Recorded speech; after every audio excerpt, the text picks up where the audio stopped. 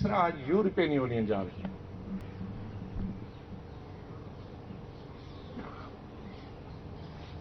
मुझे European union के लीडरों के जाने पर कोई आपत्ति नहीं, लेकिन आपत्ति इस पर है कि अपने देश के एमपीज को जम्मू कश्मीर में तो जाने नहीं दिया। मैं स्वयं खुद ये कानून बनने के बाद 5 अगस्त का कानून बनने के बाद 1 हफ्ते के बाद जब मैंने कोशिश की श्रीनगर जाने की, तो 5 घंटे एयरपोर्ट पे रहने के बावजूद भी हमें वहीं से वापस भेजा गया। उसके बाद मैंने जम्मू 1 हफ्ते की कोशिश की। जम्मू में भी 4 घंटे एयरपोर्ट पर हमको रोका गया, बाहर भी नहीं निकलने दिया, और वहीं से वापस भेजा गया। चौथी दफा हमने एक पार्लियामेंट्री डेलीगेशन श्री राहुल गांधी की लीडरशिप, जिसमें सीपीआई, सीपीएम, दूसरी राजनीतिक दलों के नेता, तकरीबन 8-10 पॉलिटिकल पार्टीज के एमपीज और लीडर्स, हम लोग श्रीनगर पर पहुंचे।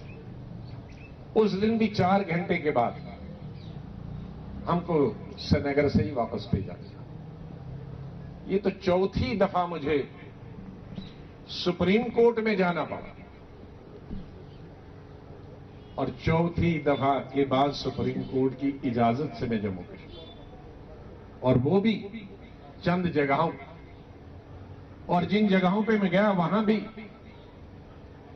90% लोगों को दरवाजे से ही पुलिस वापस भेजती। दरवाजे पे कैमरे लगे थे, उनका एड्रेस पूछा जाता था, जगह पूछा जाता था, उन्हें डराया जाता था, धमकाया जाता था कि अगर सरकार के खिलाफ कुछ बोला तो फिर तुम ध्यान रखना। ये रवैया है। जम्मू कश्मीर के 3 चीफ मिनिस्टरों को पिंजरे में बंद रखा। जम्मू कश्मीर के चौथे एक्स चीफ मिनिस्टर को दिल्ली में रखा, और यूरोपियन यूनियन को वहां से लेकर कश्मीर ले रहे हो। जम्मू कश्मीर के कैबिनेट, चाहे वो फारूक अब्दुल्ला की कैबिनेट हो, उमर अब्दुल्ला की कैबिनेट हो, गुलाम नबी की कैबिनेट हो, महबूबा मुफ्ती की कैबिनेट के मंत्री हो, उनको जेलों में रखा। उनके पार्टी के लीडर को जेलों में रखा। हिंदुस्तान के राजनीतिक दलों के एमपीज को, लीडरों को कश्मीर में नहीं जाने देते, और यूरोपियन यूनियन को लेके जा रहे हैं। ये कंडक्टेड टूर है। ये हम भी जब विदेश जाते हैं या कोई बाहर से आगरा आता है, तो एक वो होता है कंडक्टेड टूर, वो दिखाता है यहां ये है, यहां ये है, और टेलीविजन पे मैं बताना चाहता हूं क्या दिखाते हैं। कश्मीर में ये जो 24 घंटे बताया जाता है, टेलीफोन है, लैंडलाइन कुछ हजार है, और मोबाइल जो खुले हैं, क्या है, प्रीपेड है या पोस्टपेड है, वो सिर्फ 15% है। 75%, 85% टेलीफोन नहीं चलते हैं। और आज के वक्त में इंटरनेट के बगैर टेलीफोन की 0 कीमत है। आज के वक्त में एसएमएस और व्हाट्सएप के बगैर टेलीफोन की कोई कीमत नहीं है। कोई व्हाट्सएप नहीं है, कोई मैसेज नहीं है, कोई इंटरनेट नहीं है।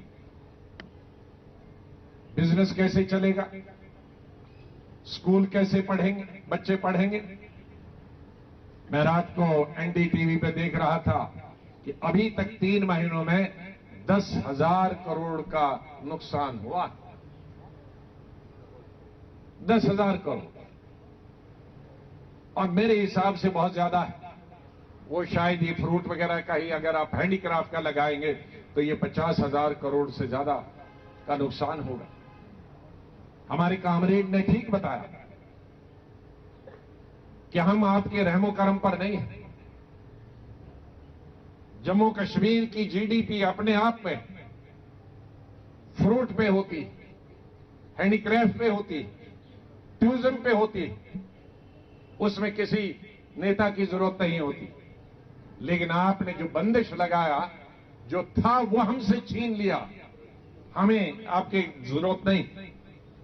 हमारी हर चीज जो पैरामीटर है, एजुकेशन से लेकर स्वास्थ्य से लेकर दूसरे पैरामीटर्स देश के कई राज्यों से बहुत अच्छे हैं। तो इस तरह से ये यूरोपियन यूनियन को भेजकर हिंदुस्तान के पार्लियामेंट का अपमान हुआ है, हिंदुस्तान की जनता का अपमान हुआ है जिनके वो प्रतिनिधि हैं, हिंदुस्तान के लीडरों का, राजनीतिक दलों का अपमान हुआ है। जम्मू कश्मीर के जितने भी राजनीतिक दल हैं जिनको बंद रखा गया है और उन्हें मिलने नहीं दिया जाता लोगों से, उनका अपमान है। और इस सरकार को अपमान करने में बड़ा मजा आता है, क्योंकि ये सरकार देश में कम चलती है, विदेश में ज्यादा चलती है। इनका चर्चा देश में कम होती है, विदेश में ज्यादा होती है। तो इसलिए इन्होंने जरूरत महसूस नहीं की कि देश के एमपीज को भेजे, वो भी विदेश के ही एमपी को भेज दें, क्योंकि हर चीज इनकी विदेश में ही चलती है। क्योंकि अब अगली पोस्ट निकलनी है। अभी तो यूनाइटेड नेशन का जनरल सेक्रेटरी होता था, अभी ऐसी चर्चा होती है कि दुनिया विश्व का भी एक प्रधानमंत्री होगा, हाँ, या राष्ट्रपति होगा। तो उसके लिए तो अभी से प्रचार करना होगा ना, क्योंकि अब ये छोटी जगह हो गई, अब बड़ी जगह का होने चाहिए। तो इसलिए ये अपमान भारत की जनता कभी बर्दाश्त नहीं करेगी, क्योंकि भारत की जनता के प्रतिनिधियों का मजाक हो रहा है। भारत के प्रतिनिधियों के साथ ये घोर अन्याय हो रहा है।